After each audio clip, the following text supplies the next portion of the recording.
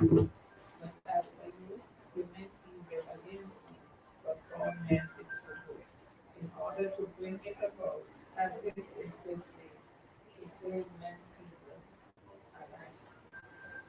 Now therefore, do not be afraid. I will provide for you according to your little ones. And he comforted them and spoke kindly to them. So Joseph went to Egypt, and he and his father's household, and Joseph lived 110 years. Joseph saw his twelve children went to the third generation. The children of Manasseh, the son of Manasseh, were also brought up on Joseph's knees. And Joseph said to his brethren, I am dying, but God will surely visit and bring you out of this land to the land of which you swore today to have Isaac and Jacob. Then Joseph took up them from the children of Israel, saying, God will surely visit you, and you shall carry up my word from me. So Joseph died, being 110 years old, and they had that, and he was taken up to Egypt. All right, thank you. First question is, what evidence is there that Joseph died in the faith? Let's look at Hebrews 11:13 really quick, just to give us a cross reference of what the lesson is asking. Hebrews 11 is a faith chapter. You see a lot of different biblical characters used as a reference for faith. The first verse of Hebrews 11 says, faith is the substance of things hoped for, the evidence of things not seen.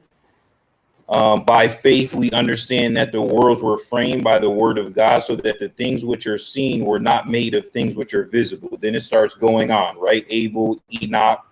Verse 6, it gives us an understanding of why these people are being mentioned, because without faith, it's impossible to please God. For he who comes to God must believe that what he says he is, and that he is a rewarder of those who diligently seek him. Now we get down past Abraham. So the question is, in verse 13, these all died in faith, not having received the promises, but having seen them afar off, were assured of them, embraced them, and confessed that they were strangers and pilgrims on earth. So that's the cross-reference verse, okay? But what in the verses Genesis 50:22 through 26, what evidence is there that Joseph died in the faith? From what Sister Ruby read, verses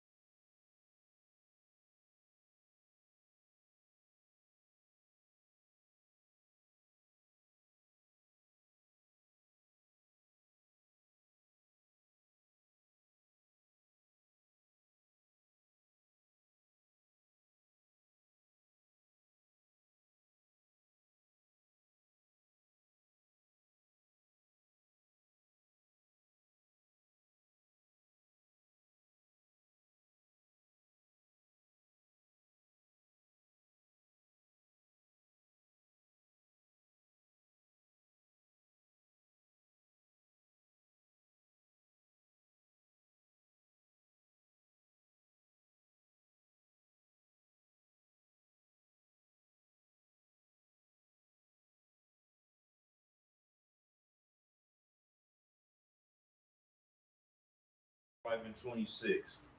Because remember, Hebrews 11:13 says that they were what on earth? Starts with an S. What were these?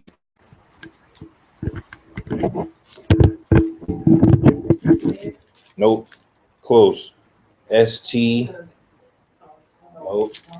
S-T-R-A. Strangers. Strangers, right? One thing that we don't spend a lot of time talking about is some of the people's mindset in the Old Testament relation to physical blessings and spiritual promises, meaning they didn't get complacent. Some did, but not all of them. Some didn't get complacent in where they were physically at the time. We do. We put in a prayer request, we get that prayer request, and then we plateau, right? But Joseph wasn't concerned with the blessings that he had got in Egypt because he wanted his bones carried out of there. Jacob wasn't concerned with his blessings that he was going to receive in Egypt. He wanted his bones carried out of there, right? Their mindset was still whatever God promised Abraham hasn't arrived yet, even though now it looks way bigger than Isaac's time, right? Because now we have a lot of family members. We're successful, but this isn't the promise yet. So remember, it's important for the older to put forth that to the younger, because the younger is just going to follow the example of the older. So that's one example there. Okay, what about 13? What can be learned about faith from this passage? So from verses 15 to 26, because last week passages can be included in that. But what can be learned about faith in this passage using Hebrews 11, that chapter, as your cross-reference? Because remember, again, faith is the substance of things hoped for, the evidence of things not seen. So we're as you said, strangers, pilgrims. Like we sing the song, "This world is not our home." That we're just passing through. So we're strangers here, and we're looking. Our goal is our heavenly home, And not physical one, right? right? Good. And then also remember, for them, in terms of their promise from God, their relationship to God, they recognize that whatever they were hoping for wasn't physically seen yet either. So theirs were twofold. But remember, what Mom is alluding to is all the way back to the Garden of Eden, right? Adam and Eve. God gave out his punishments. But what was the promise?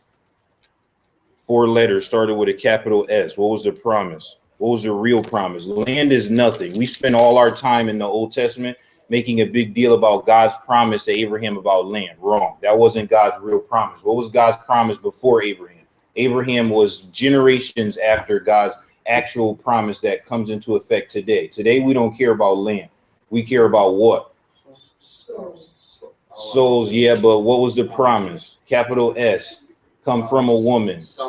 Salvation through the seed, right? The real promise was that something about some seed, right? We don't know what that is at the time, but God will send some seed, and that seed will fix what was wrong, right? And what was wrong was sin and Satan. Now, people in today's time don't have an understanding of Satan, but people in that time understood who the devil was clearly, right? Because those people post Adam and Eve recognize that why they ended up where they ended up was because of Satan, Adam and Eve, and their conversation and relationship together in that garden, right? So that was the real ultimate promise, right? We know that because when we got to Deuteronomy last week, we looked at this verse where there was some instructions about some future, and Moses was saying, oh, God is going to pick somebody from among you that's going to be bigger than anybody, and that person, when you listen to that person, then you'll be able to have salvation. So we start seeing that going from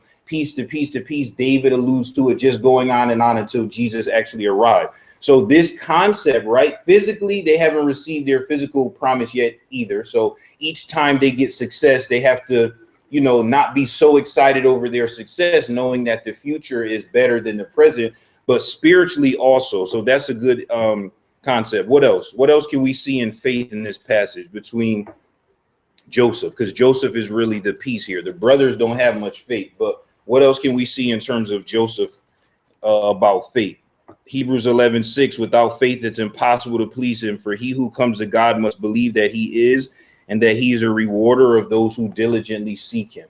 So we always have to just God. Right, Joseph did, right? Yeah, no matter what. He had no example, right? He had no father figure. He had no family structure. They were all taken away from him. He had no Bible, right? He had no church. He had no synagogue. Is there a law of Moses yet? No. He had no reference point to things that we have, right? Joseph had none of that. So when we go to verse 6, without faith it's impossible. Think about how hard it would be for these biblical characters, but we're talking about Joseph, to exhibit faith blind spiritual faith, the ability to walk by faith, not by sight, in this time frame would be extremely difficult, Mom.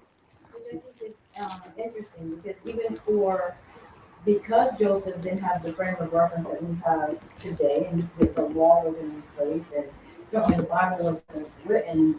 When I think of Christians as adults, it's an opportunity which we don't often take advantage of to share what God has promised us, right? And even though Joseph, being the son of Jacob, remember this was something that was um, given down from generation to generation. It's really trusting and believing in your parents, right? He had to believe in what God had promised his father and promised his father, and all the way back to the beginning, and see how God worked in their lives, because that's all he had. So for parents, for us, what is it that we are saying to our children and those that are around us? It is an opportunity for us, although we have the word of God, to continuously proclaim the promises that God has given to us. No, that's very important, especially in terms of future, right? I'm sure Jacob, with Joseph being his favorite, I'm sure Jacob had a lot planned for Joseph. Did any of that come to fruition? Did any of Jacob's plan? I want you to be a good shepherd. I want you to have this. No, parents spend all their time as soon as the child is there planning all these plans and dreams that they had. Very few parents say, hey, God, this is a gift from you, like Hannah. What should I do with this child? Nope. You start thinking, oh, I never was good in basketball, so as soon as my kid able to dribble, they're going to go be basketball players because I never was good. My mom never let me play. Oh, I never was good at reading, so as soon as my child able to open their eyes, I'm going to teach reading. Oh, I always wanted to be a doctor. My family didn't have money, so as soon as we start these plans, right, and we start going financially, setting up our families up for this, going to specific schools, all of these plans. But maybe God said, not one of those plans my plan. So nothing going to happen because your son about to get taken from you.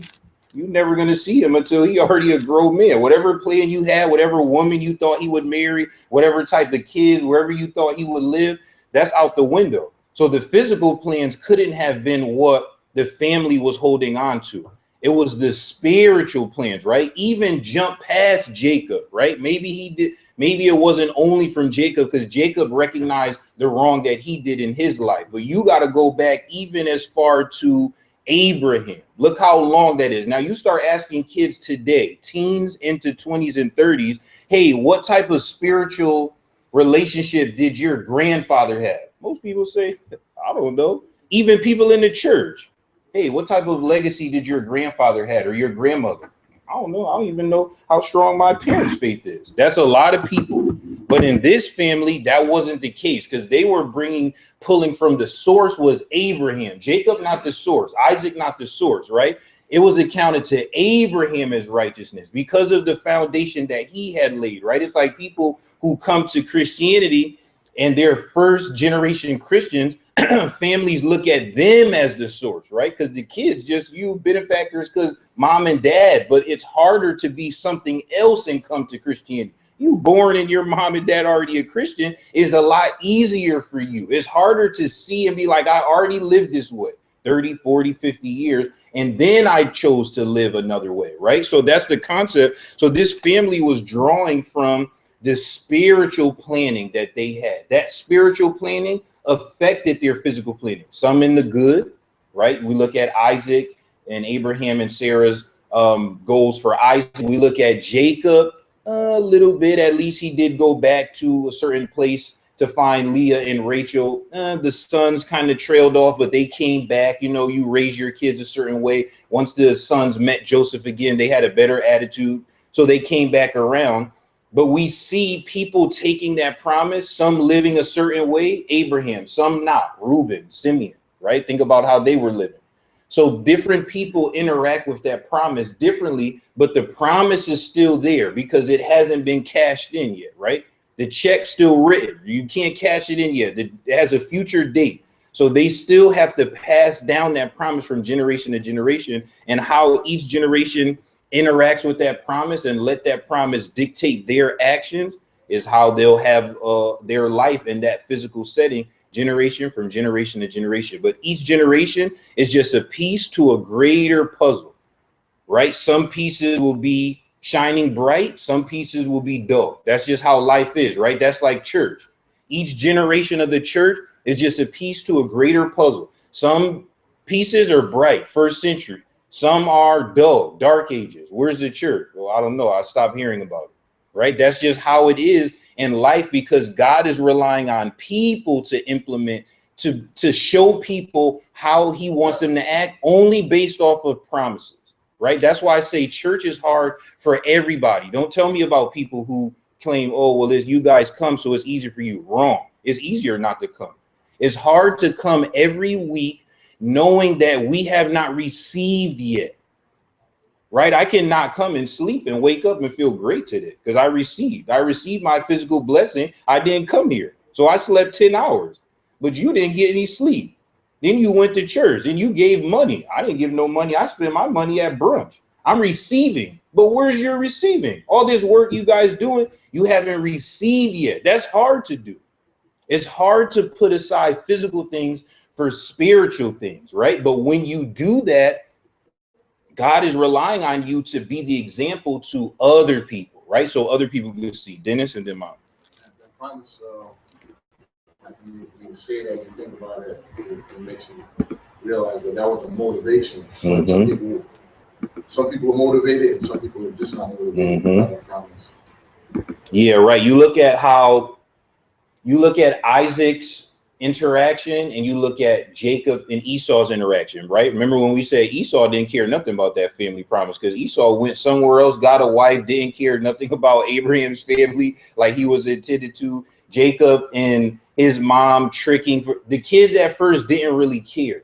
But when Jacob had kids, right? When Esau had kids and they seen each other, what happened? Oh, they went back to Esau, how he was raised. You weren't raised like that. You run out here like a wild thug man, wildebeest man, but you weren't raised that way. Oh, you're right. That's my brother. Sorry. Jacob's sons. You guys running around here like y'all are Billy the Kid or the Godfather, but you weren't raised that way. Oh, yeah, sorry. That was our brother, right? How you interact with that promise is true, is going to dictate your actions, Mom. Yeah, and I think that's where it goes in chapter 11 of Hebrews, verse 6, where it says, without faith, it's impossible to please God. You have to have that level of faith. Because if you don't, they could have easily taken another course. But they knew the promise that God had. And I think even for us, we ultimately know the promise. Some of us will stay the course, and some of us will not.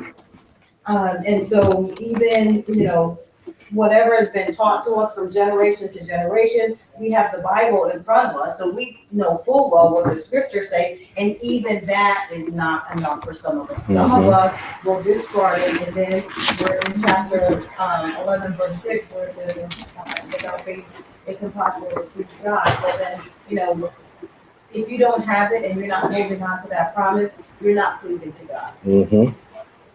All right, good. Let's read Hebrews 11, verses 8 through 22, only because next week's class, we're going to go into the second section of the survey, which is we're going to skip, to Exodus, to the story of Moses. But I want Hebrews 11. We're going to read verses 8 through 22. Only because since this section is ending with this Hebrews cross-reference, I wanted to read the New Testament explanation of these major biblical characters we've talked about for the last several months: Abraham, Sarah, Isaac, Jacob, and Joseph. Because next week, we're full-blown into things that we have a little bit more familiarity about, which is Moses, right? But we spent a lot of time on this first section here. So let's read that. Somebody read Hebrews 11, verses 8 through 22. By faith, Abraham, when called to go to a place he would later receive as his inheritance, obeyed and went, even though he did not know where he was going. By faith, he made his home in a strange country. He lived in tents as did Isaac and Jacob, who were heirs with him of the same promise. For he was looking forward to the city with foundations, whose architect and builder is God. By faith, Abraham, Even though he was past age and Sarah herself was barren, was enabled to become a father because he considered himself faithful who had made the promise. And so from this one man, and he as good as dead, came descendants as numerous as the stars in the sky and as countless as the sand on the seashore. All these people were still living by faith when they died. They did not receive the things promised, they only saw them and welcomed them from a distance. And they admitted that they were aliens and strangers on earth. People who say such things show that they are looking for a country of their own. If they had been thinking of the country they had left, they would have had opportunity to return. Instead, they were longing for a better country, a heavenly one. Therefore, God is not ashamed to be called their God, for he has prepared a city for them. By faith, Abraham, when God tested him, offered Isaac as a sacrifice. He who had received the promises was about to sacrifice his one and only son. Even though God had said to him, "It is through Isaac that your offspring will be reckoned." Abraham reasoned that God could raise the dead, and figuratively speaking, he did receive Isaac back from death. By faith, Isaac blessed Jacob and Esau in regard to their future. By faith, Jacob, when he was dying, blessed each of Joseph's sons and worshipped as he leaned on the top of his staff. By faith, Joseph, when his end was near, spoke about the exodus of the Israelites from Egypt and gave instructions about his bones. Okay. Now, a lot of good things in here. Abraham, we won't spend as much time on because we spent a lot of time on that. But what was one of the highlights that the Hebrew writer is saying Abraham was able to accomplish by faith? Let's look at verse 8. By faith, Abraham obeyed when he was called to go out to the place which he would afterwards receive as an inheritance. And he went out what? Not knowing where he was going. Or most people say, nope. Most people, I need to know where we're going. Where? I'm not getting in the car. Right? That's most people's struggle. Most people, when they have Bible studies, you actually do convince them. Like King Agrippa said, man, this actually sounds pretty good because I almost was becoming a Christian. But then I remember I'm already King Agrippa. So who cares? That's what he's saying. He didn't say he didn't believe. He actually was like, this was good story. This makes sense. Pilate, this makes sense. This guy makes sense to me. I don't know why y'all want to crucify him. A lot of times you'll have a Bible study with people and it makes sense. You know the part that don't make sense? The rich young ruler made sense, right? A lot of Bible stuff, biblical teachings made sense to him. The law made sense. But when you start talking about to stop being who you are, to be just a lowly, that don't make any sense. Because even the apostles was waiting for the sword. Hey, the people coming, pull your sword out or your tricks or your miracles. Come on. We got to establish this kingdom, right? Jesus don't make sense to people. First, we have to acknowledge that people outside of this door, church do not make sense to them. We try to make people make sense of church. Wrong. All I can do is present the gospel. So a lot of people, being a servant does not make any sense. Why would I want to serve people and get nothing from it in this life and hope that in the sky is a mansion for me? That's how some people feel. They hear what you're saying. Yes, I believe there's a God because I don't see how we could be this far and all this. People believe that. Okay, they don't believe. Why do I got to come to church or get baptized or give money or take up stale juice and crackers? That's the part that they struggle with. But Abraham, he did it not knowing where he was going.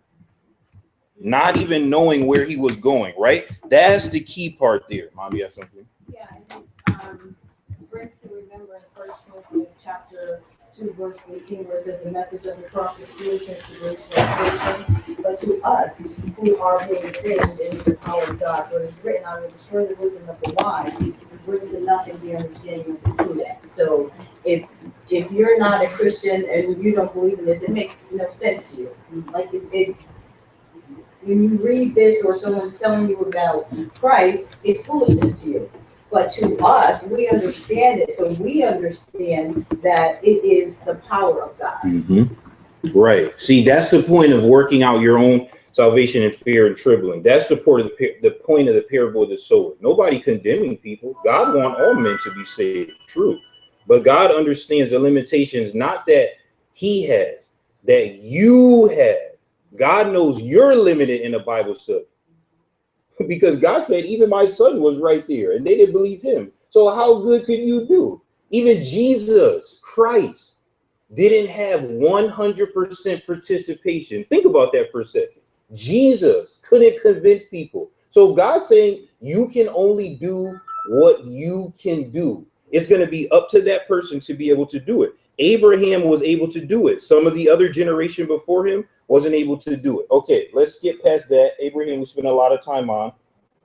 Let's look at Abraham's relationship with Isaac. 17. By faith, Abraham, when he was tested, offered up Isaac, and he who had received the promise offered up his only begotten son, of whom it was said, "In Isaac shall your seed be called," accounting that God was able to raise him up even from the dead, from which he also received him in a figurative sense. Right? That's a key verse, a key set of passages there. But we spent a lot of time talking about Abraham and Isaac in that relationship, so we'll move on.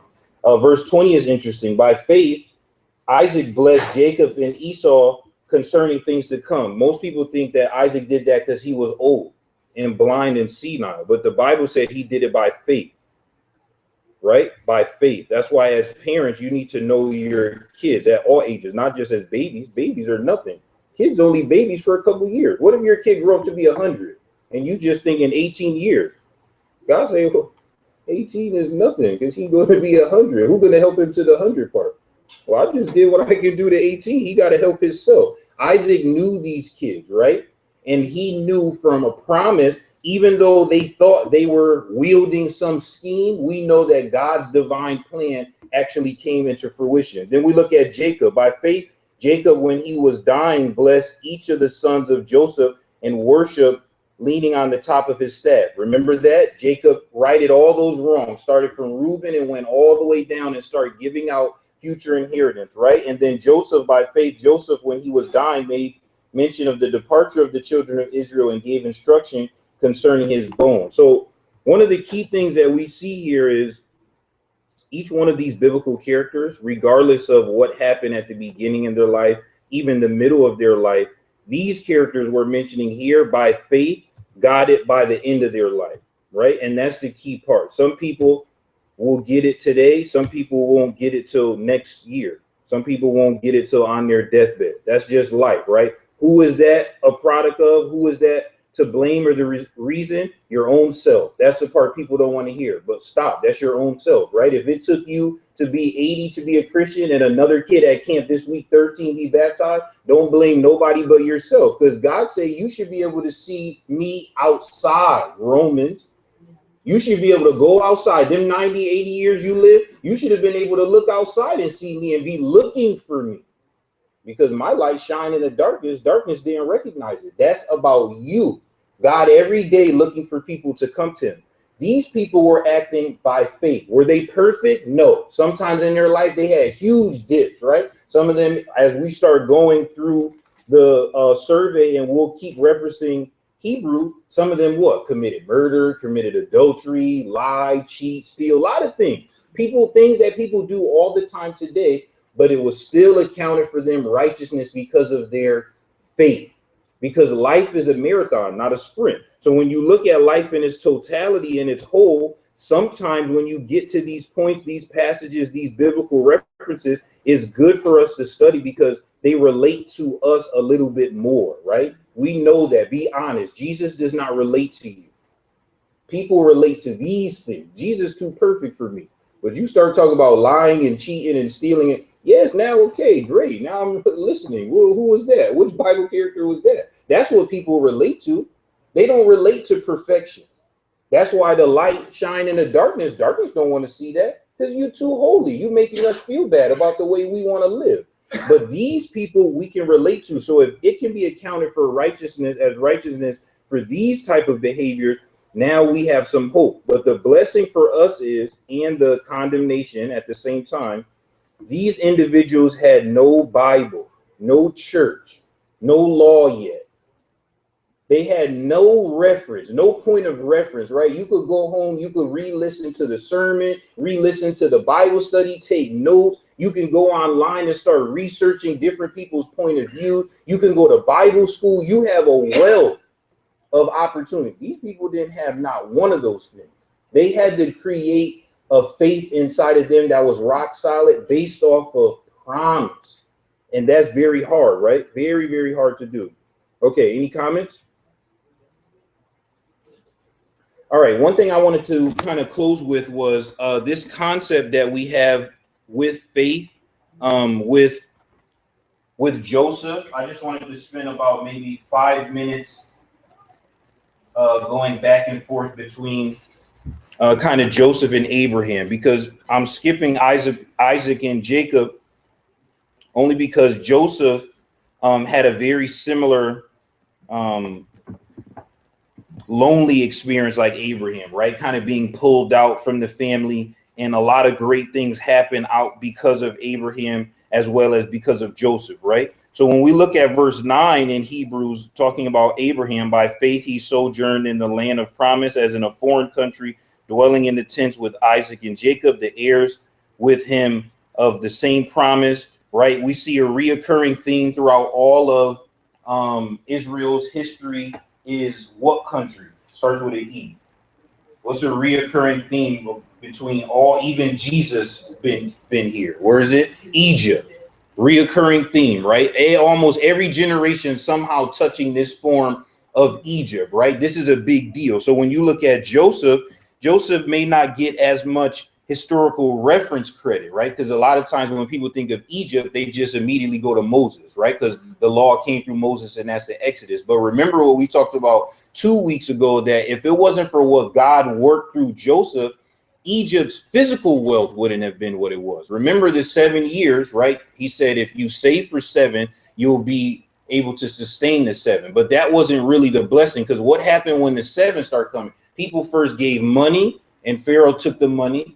People then gave land and livestock. And because Pharaoh was saving all this, he had enough, like a bank, right, to start giving. So as he started giving out grain to people, his wealth started to increase. Now you get 400 years to where Moses is there, and now you have slaves working that well, free labor. Come on, now we are in a world power situation. So when we look at that benefit of what God was able to do for Egypt in a physical sense, was all based on a promise, not necessarily to Egyptians, but to Abraham that came through. He blessed them because of Joseph, right? And then the other thing I wanted to touch on with Egypt was Egypt and Israel's relationship wasn't always tumultuous, right? Because Joseph and Pharaoh had a what? Good relationship or bad relationship? Great relationship. Matter of fact, Pharaoh said whatever he said, everyone got to do. I don't care where he came from. Pharaoh didn't care where Joseph came from.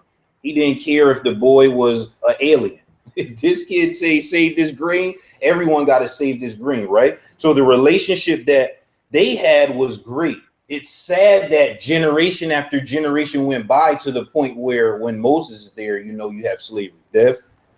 If we tie with Joseph and Abraham, I think there's a more the faith is with the Abraham than the Joseph, because Joseph's life is every corner is his life incident.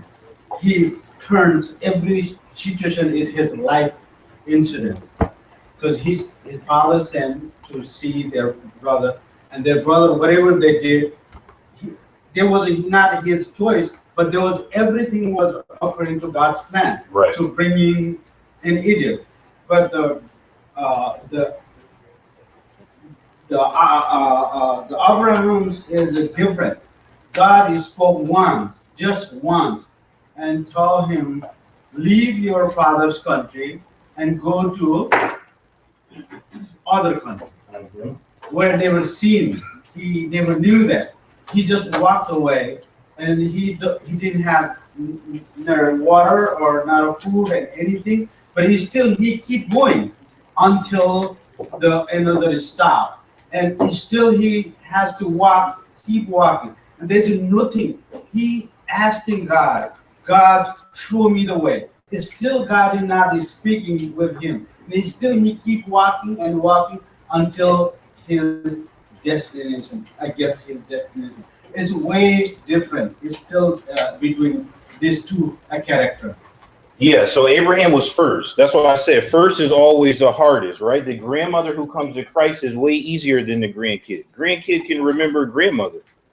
But grandmother was Baptist, Pentecostal, Muslim, Jewish. Nobody helped me. I was by myself. I had to go to church by myself. I couldn't go home and have a Christian house. I had to create my Christian house.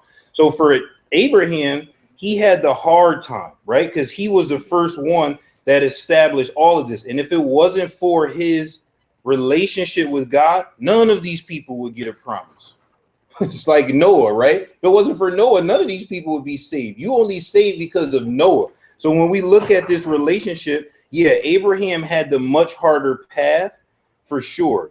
Joseph's path was much harder than Isaac and Jacob because he was taken away. But in his taken away, he became a better man. See, this is the other thing about family. Sometimes the family, you know who's the problem? The parents. I could take a kid from Compton, gangbanger, right? I don't care what age. I bring them to Montana, leave them there. Say, I'll be back in 3 months. I come back in 3 months. I'm bringing the mother and father. Say, hey, pick out your kid. Where's your kid? Mother and father won't be able to find their kid. Why? Just 3 months. You know why? Because that kid is a product of their environment. Now this kid gonna be running around riding horses. He's not gonna be thinking about gang colors. You know why? Because he's out of that environment.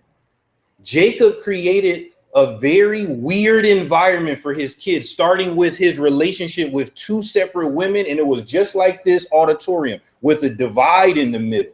And those kids started to feel some way. And because of that, look how they acted. You remove Joseph from that situation. He no longer has that environment. Now he just have a promise. This dream that I had, I remember my grandfather's relationship with God. So I'm going to hold on to the thing that I know is true.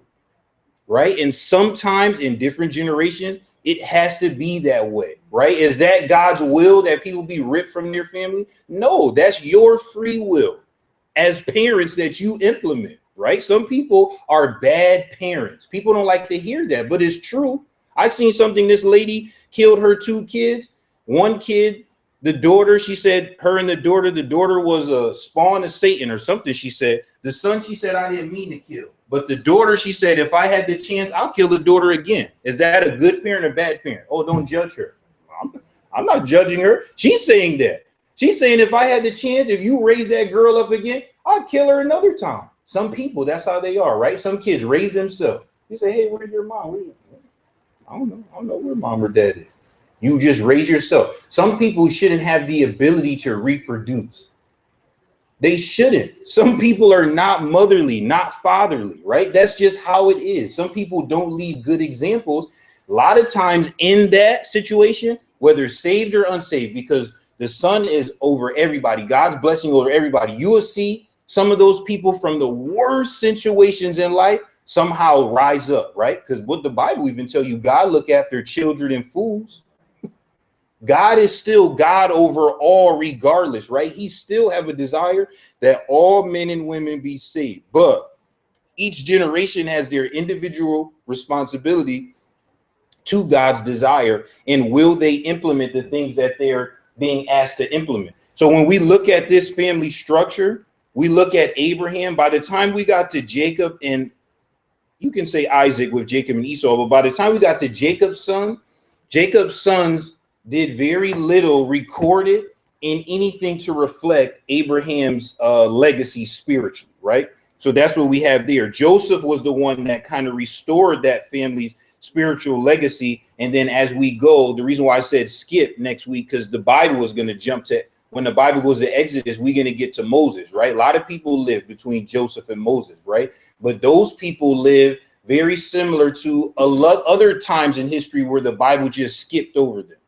Right, because the Bible have no time to be going generation after generation telling you about the nonsense that people do. The Bible usually in one sentence sum up, these people did whatever they seen right in their heart, right? That's what they said about Noah's day. Then in Judges, these people did. God just gonna sum up. God's skipping those people. Notice that in your Bible, God's skipping those people. From Old Testament to Jesus, God's skipping those because these people are not listening to me. I'm skipping. They skip me. My arm is open wide. I'm not going to sit here and this book will never end. Hey, this generation, they didn't do this. We need to get going to the Hebrews, where each one of these paragraphs is touching on the pillars, so that we in today's time can look at the people, say, yes, they had bad times, they sinned, they weren't perfect, but look what God did for them and through them, and look at the relationship they were able to maintain, right? As a spiritual family, right? As a spiritual family. So when the church read through these passages in Hebrews, it should be thinking about its relationship with one another and Christians all over the world since the first century, right? As a spiritual family, as an extended spiritual family of where we're going and what we're able to do spiritually, if we keep a reference of right and wrong generation after generation after generation. If every church was able to do that in the world, wow, this world would be turned upside down, right? But that's just not the case because of free will. Each generation, each person, everywhere in the world, you have your own free will. Free will, not just for sinners, right? It's for us too. We have the free will to implement these things a certain way and to not implement them. That's just the life that we have, right? Joseph implemented them in a certain way, right? His brothers, not so much. But Joseph took those bad situations. He's seen God's divine plan for him, and he recognized that God had something better for him and for others because of those bad things that happened to him. So that's the benefit. So for us, when we look at different, not even only sinful situations, but different bad situations that happen to us in this life, maybe God has a plan for you. Maybe God has a plan for you, a greater plan. And the plan may not even be for your well-being, right? It may be for other people's well-being. That's what Joseph was saying, that the plan for me wasn't just about you guys being saved, but lives were saved from all over the world. Lives were saved from this evil thing that you did. Okay, good. Let's close in a word of prayer, and then we will transition into our worship service. Heavenly Father, we thank you for this beautiful and blessed day. Thank you for all opportunity to partake in studying your word this morning. We're thankful, dear God, that we have these references like Joseph to give us an example of what people were able to do spiritually with less, and how they were able to tie into faith all of the promises that you had given them prior and generations prior, and use that faith and those promises to dictate how they act every day. We ask that you give us that same wisdom to discern right and wrong, and the spiritual strength to focus on right, and to make sure our actions are in line with actions that are worthy to the calling. We're thankful that we have this opportunity to transition our mindset from knowing that of how you are able to bless us through obedience to worship service, knowing that your son was ultimate in obedience. And we ask that we're able to have a worship service in spirit and in truth. All those traveling, we ask that you bless them, guide, guard, and keep them. In Jesus' name we pray. Amen. Okay, thanks for your comments.